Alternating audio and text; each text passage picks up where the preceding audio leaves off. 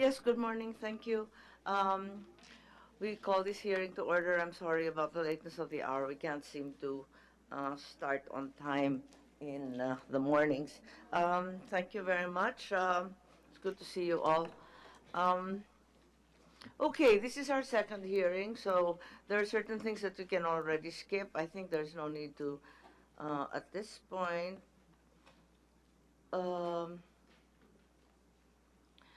Perhaps we've already discussed the National Commission on the Anti-Poverty Commission. We've already received your breakdowns. Um, However, haven't had a chance to go over them because they were only submitted yesterday, I think, or last night. So, okay. Um, the Presidential Commission on the Urban Poor, we spoke the last time. Did you submit something? Sorry. May naibigay kayo? Yes, ma'am. Oo, nandito na sa akin. Alam ko yung adoption board, you've already submitted, but I only got it last night. Mm.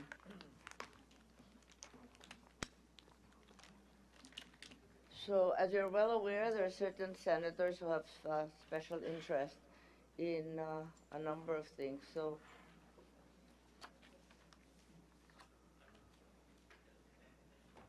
how many attached agencies are there? Is this it? Konti lang? Madam Hindi, Chair, we pito have, ang nakalista rito. There are 7. yes, we have 4 attached agencies and 3 supervised agencies. Which are the supervised as you see it?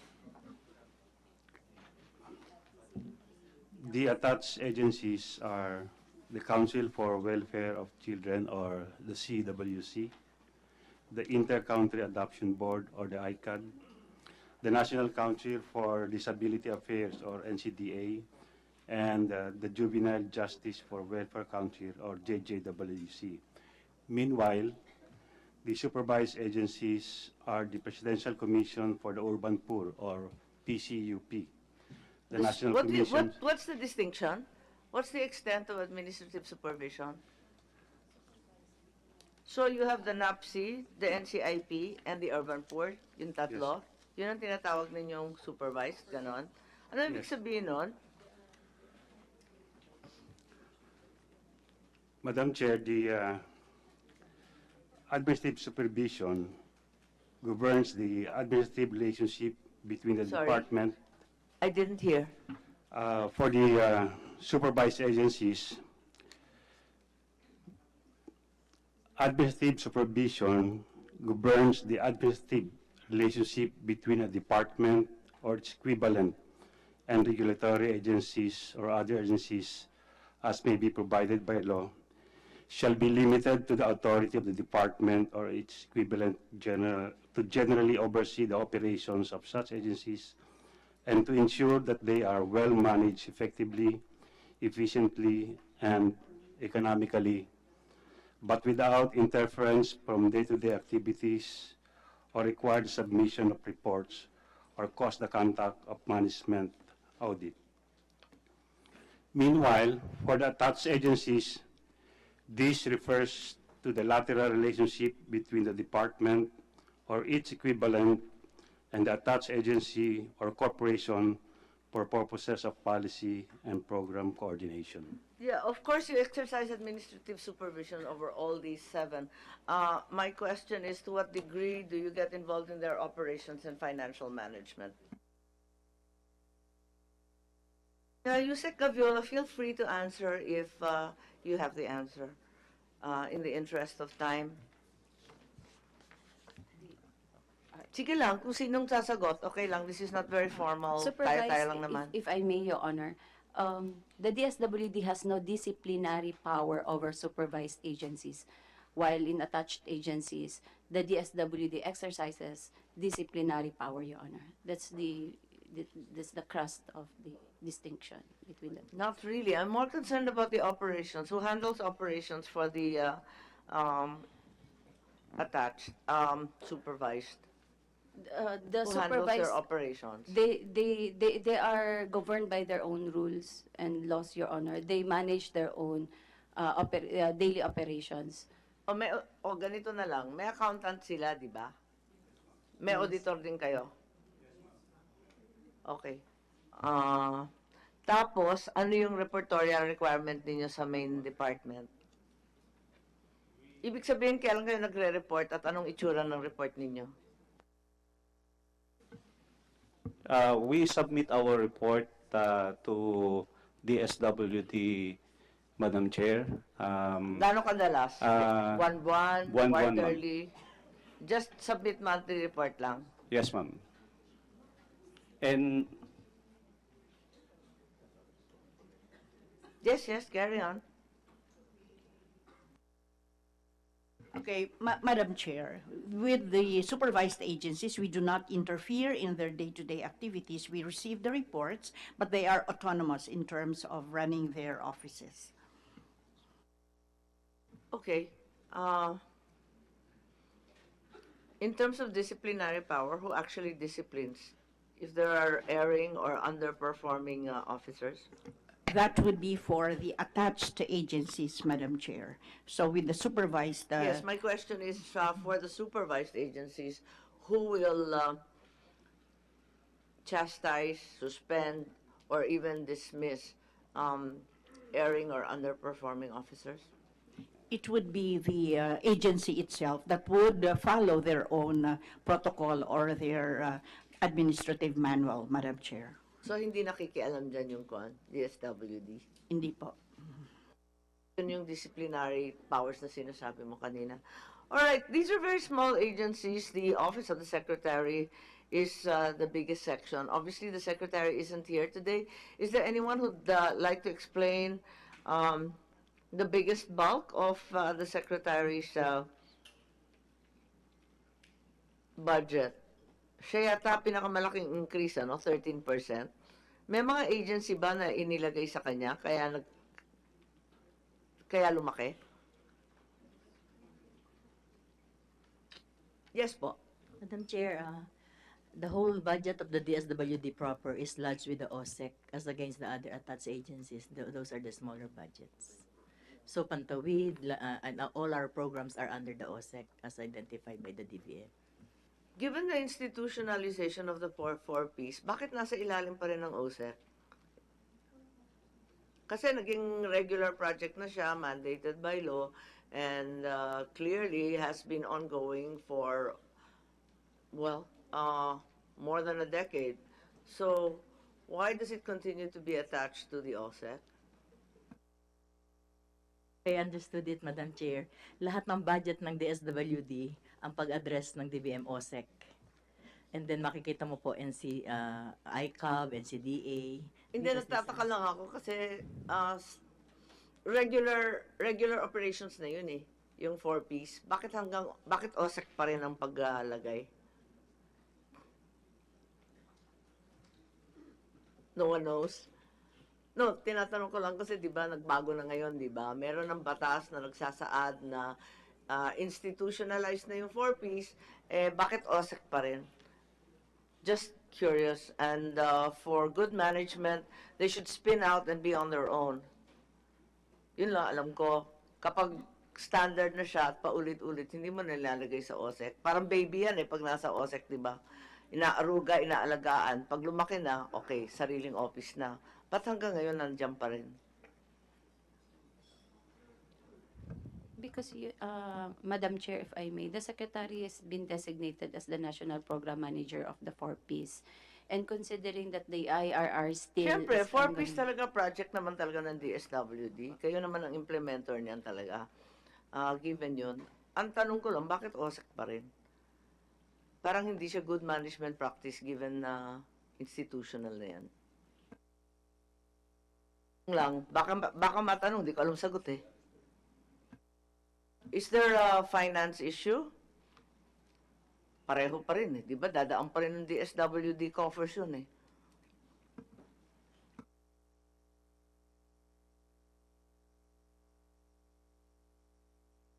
The institutionalization of our peace is still in the transition stage, considering that we are still drafting the IRR, Your Honor. Okay, I have that on record, transition. So you better transit soon.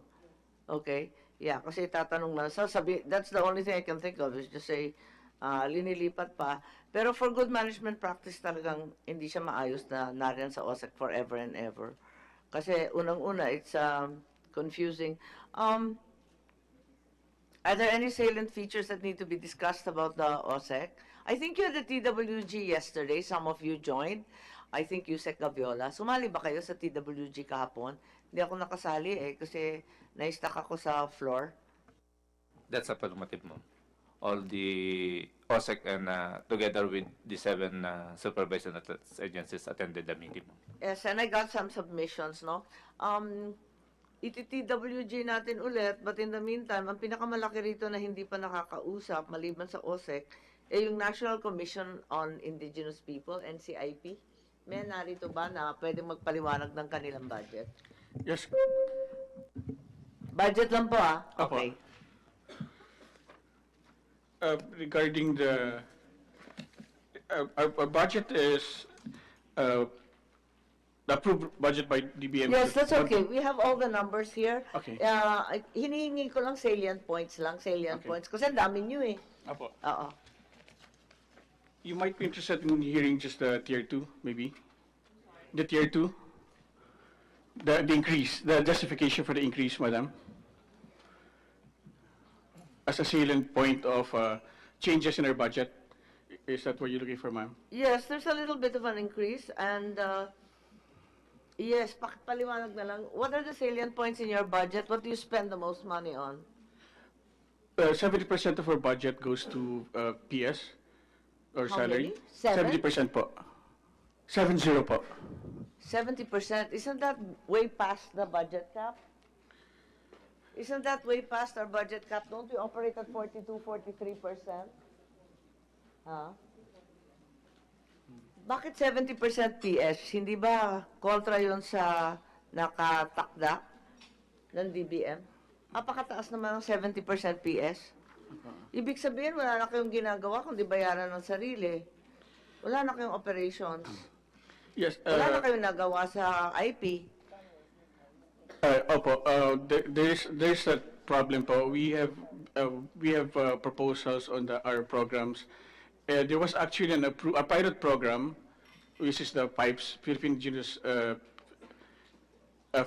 Peoples Ethnographies, which was supposed to be 6 billion, was approved in 2017, but was the next year not approved anymore.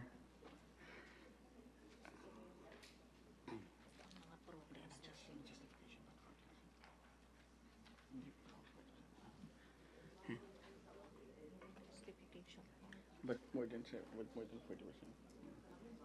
Okay. Yeah, so pinutulan kayo ng budget. So anong nangyari? Wala nang natira para sa operations and maintenance. Opo. Also, additional. Ang karamihan ba nung 70% PS, puros permanente yan, wala nang casual and JO? Meron kaming JO. Labis-labis na yung PS ninyo, may JO pa? Yes, madam. So, pwede lang makita yung breakdown yan. Kung PS 70%, magkano pa yung MOE? Wala nang natira. Paano kayo magpa-project niyan para sa IP? Ang tanging magagawa na lang, i-hire na lang ninyo lahat ng IP na magkakasya sa budget kasi wala na kayong pang-operate Opo. Yes, opo. We've been asking for a rationalization of our budget, particularly on the core mandate, na pati po yung budget for. Hindi, bago kayo humingi ng rationalization, dapat rationalize muna kayo sa sarili ninyo, no? Kung sa 70% marami pang JO, parang labo naman. Ilan ang JO dyan? Ilan ba to? Ganito. Isa po siguro ang peculiarity ng situation namin ay minana po ito sa dating dalawang ahensya. Nung binuwa ang NCIP, minerge po ang dalawang ahensya at niretain lang po Kailan yun? Parang matagal na yun. Opo, 1997 po. Ang tagal-tagal na pinag-usapan, no? Historic na yan, boss. Opo.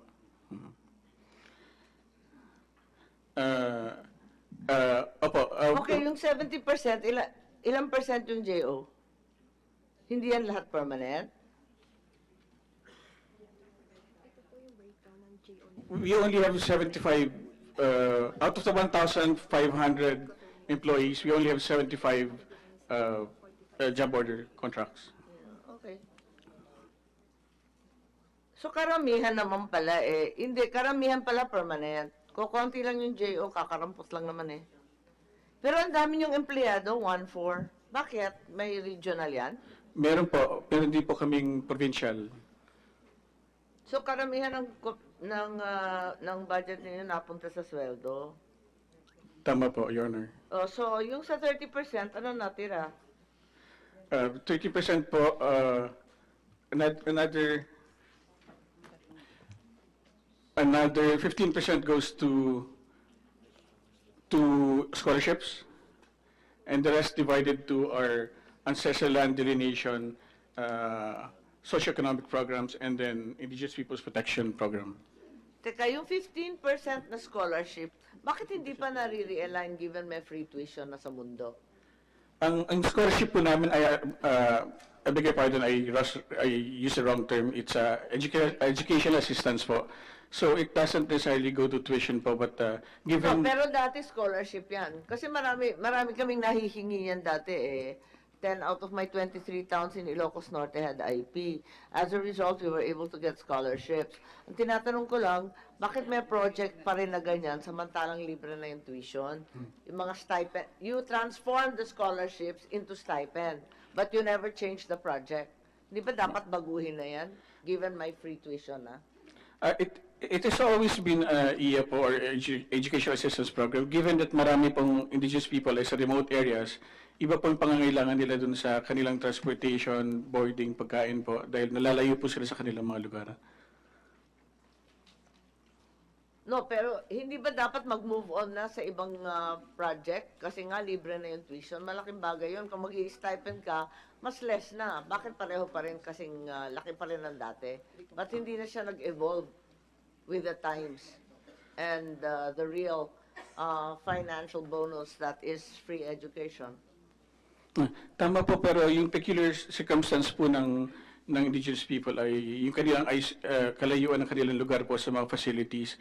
At tatlo po yung component din po ng ating IAP, aside from the assistance program. No, I think that's not a peculiarity. The Philippines is difficult terrain. It follows for even non-IP who live in upland, remote areas, in islands, and in even war-torn are highly vulnerable zones. I don't think this is peculiar to IP at all. Okay po. We submit, Your Honor. However, it's also an observation, and it's been a request from the communities for such a support. So, bale tuloy-tuloy lang lahat ng programa. Yung ancestral land, Yung pong aming... anong exactly ginagawa ninyo? Kasi mas nababalitaan yan sa gulo kaysa sa project di ba? Opo. Ang isa pong mandato ng NCIP ay magtitulo ng lupa ng katutubo. For the past 2 years, tinanggal po kahit po yung core mandate namin, wala po kaming budget for the past 2 years on that. It was previously set at 9 million. At ang request po sana namin this year ay for 50 million because the progress po ng aming pagtitulo medyo So, mabagal magkano po. ang naibigay sa titling? Ngayon po, ang inapprove po ng DBM ngayon ay 9 million. 9 million. Anong target ninyo? Ilan ang matititulohan sa loob ng 9 million? 11 po. 11 ano? 11 ancestral domains po. Gaano kalalaki yan? At kanino ibibigay? Ilan ang beneficiary? Ilan yung area? Alam mo, budget to, boss. Apo. So, ang pinag-uusapan dito, puros numero lang. Opo. I just need your numbers. Malaki po talagang variance kasi katulad po ng ati. How big a land area do you seek to title? How many beneficiaries will end up with title. That's all I'm asking. Just a bunch of numbers. Okay.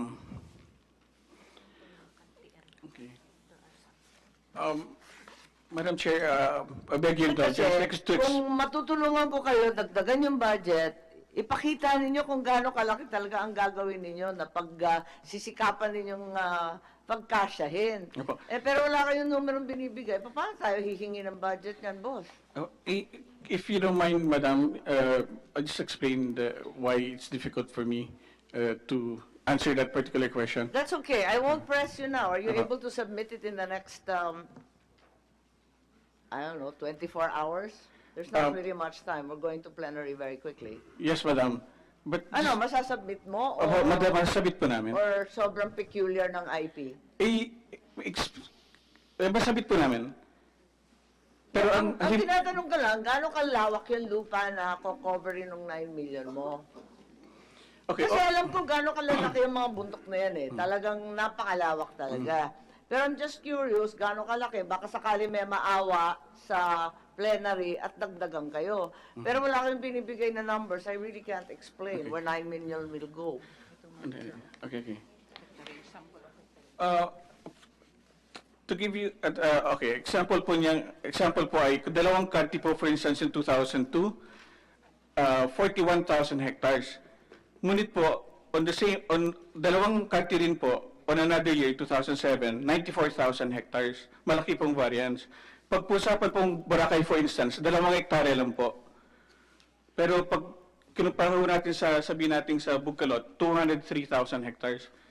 So, mahirap pong i-correlate yung cost dun sa size po nung area.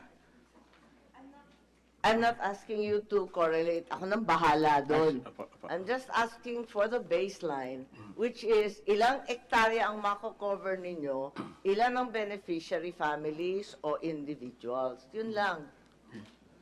Maliwanag naman yata. Apo.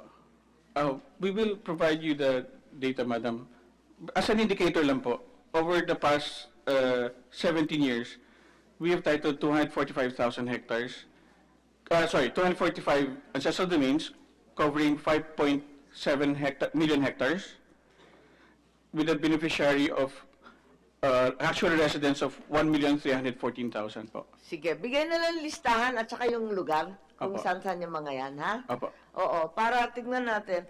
I have to say that I personally am fixated on titling. I think it's the root cause of so much violence and social injustice. As a result, I believe that we should focus on titling. I'm perfectly happy to advocate on your behalf for an additional budget in this area. However, you need to help me and provide the baseline. Okay, thank you. Yes, ma'am. Okay, lipat tayo sa Juvenile Justice and Welfare Council dahil hindi pa nakakapagsalita ang mga ito. Thank you. Sige po. Please introduce yourself. Good morning, Your Honor. I'm Tricia Oco. I'm the Executive Director of the Juvenile Justice and Welfare Council. For our budget this year, yung total na lang po, we have 1,093,820,000,000 for 2019 GAA, and we have a 91% decrease in the 2020. We have a budget of 95,218,000. The reason why we have the decrease is because this year, through a legislative initiative, binigyan po kami ng 1 billion, and this was done in anticipation of the amendment of RA 9344, particularly to lower po the age of criminal responsibility and also to renationalize the LGU function to fund, construct, and operate the Bahay Pag-asa dahil ilalagay na po yun sa ating national agency. However, due to supervening events po, hindi po natuloy yung amendment, but we still have the 1 billion. Yun pong breakdown ng ating 1 billion, 800 million is non-recurrent because it's for the capital outlay po. O ganito na lang. Itatanong ko sa iyo, personal non-institutional. I won't peg you to it. Ano sa palagay ninyo ang dapat ang tamang edad para sa criminal responsibility o liability or anumang culpability? Personal, okay lang, hindi kita itatalin. Curious lang ako, kasi kayo yung practitioner kayo yung expert dyan Nangungonsulta lang ako. Actually po, Your Honor, wala po siya sa edad. Yun po ang aking personal. Depende po Pareho siya. tayo. Wala talaga sa edad. Wag nang magtawaran sa edad. Ang Opo. importante, yung Treatment reformative, po. Yes po. rehabilitative framework, di ba? Tama ba? Yes po, Your Honor. Kasi po, pag tinitingnan po natin yung mga countries, may iba na mababa yung edad nila, pero dahil ang ganda po ng process nila doon, treatment, like Switzerland po, 10 years old lang, pero yung bata hindi talaga nakicriminalize, nare-reform siya. May iba naman na mas mataas, pero by the time na nakaabot na sila ng certain age, grabe yung criminalization nila, mas masama po yung nangyayari nila. So ang dapat po talaga nating bantayan, Your Honor, kung paano yung treatment ng bata once that child commits a crime and get into the criminal justice system. Okay, so you have 91% decrease. Paano kayo mag-ooperate niyan samantalang yung batas hindi nga nabago? Ano ang emergency measure ninyo sa pansamantala? Your Honor, ito po kasing 91%, ang malaki po yung bulk niya doon sa capital outlay, yung construction ng Bahay Pag-asa. 800 million po yung nakalaan doon. 700 million is for the construction and improvement of Bahay Pag-asas all over the country. Tapos yung 100 million po doon naman sa fixtures and furniture. And then the 200 million is for the LGU support and for the operations of the LGU. So right now po, hindi po na-release sa amin yung 1 billion, Magkano yung LGU support? 200 million, Madam Chair. Yun yung hindi na nabigay. Yung buong pong 1 billion hindi pa po nabababa sa amin kasi dati po nung 2016, Ang pagkaintindi ko, yung 1 billion dyan na ibigay sa Congress as an insertion in 2019, tama ba yun? yes po, Your Honor, hindi po siya namin hiningi pero dahil po doon sa movement, yung intention nila na palitan yung batas, nilagay po sa amin yung budget na 1 billion. Lagay sa inyo o hindi niyo natanggap? Nalito na ako sa iyo. Sorry po, Your Honor. Meron po siya, nakalagay po siya sa gaan namin na meron kaming But 1 never billion. na-download sa inyo. But hindi pa po nire-release sa amin ng DBM. So yung 1 billion ng 2019, you never received. Is that what you say? Yes, Your Honor. It's because we haven't requested it to be given to us yet. Nasa DBM pa po siya. And the reason, Your Honor, is because before we can get it, sorry.